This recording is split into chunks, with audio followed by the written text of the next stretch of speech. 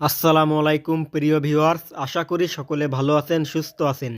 আমি সুলাইমান হোসেন আছি আপনাদের সাথে নতুন আরও একটি ভিডিও নিয়ে। আপনার হাতে যে মোবাইলটি আছে সেই মোবাইলটি অফিসিয়াল নাকি আনঅফিসিয়াল এটা কিভাবে দেখবেন।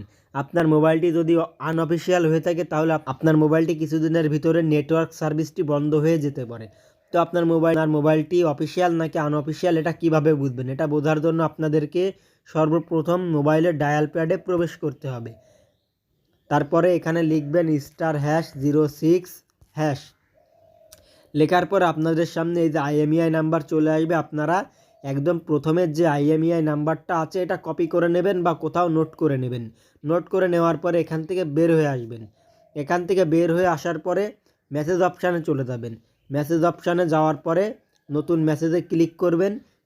ক্লিক করার পর এখানে লিখবেন 16002 লেখার পর এখানে একটি মেসেজ পাঠাতে হবে। দেখেন, আমি অলরেডি আপনাদের দেখানোর সুবিধার্থে এটা করে রেখেছি। দেখেন, একটা মেসেজ পাঠিয়েছি। প্রথমে লিখবেন বড় হাতের KYD, তারপরে আপনাদের যে আইএমইআই নাম্বারটা কপি করেছিলেন বা কোথাও নোট করেছিলেন সেটা এখানে লিখে দেবেন।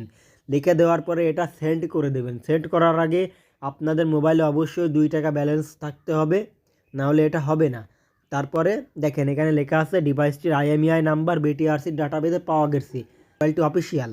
আপনার মোবাইলটি যদি আনঅফিসিয়াল হয়ে থাকে তাহলে এখানে লেখা থাকবে ডিভাইসটির আইএমইআই বিটিআরসির ডাটাবেসে পাওয়া যায়নি। এভাবে আপনারা আপনাদের মোবাইলটি অফিসিয়াল নাকি আনঅফিসিয়াল এটা খুব সহজেই দেখে নিতে পারবেন। তো প্রিয় ভিউয়ার্স, এই ছিল আজকের ছোট্ট একটি ভিডিও। যদি ভিডিওটি ভালো লেগে থাকে তাহলে অবশ্যই চ্যানেলটি সাবস্ক্রাইব করে যাবেন। ধন্যবাদ।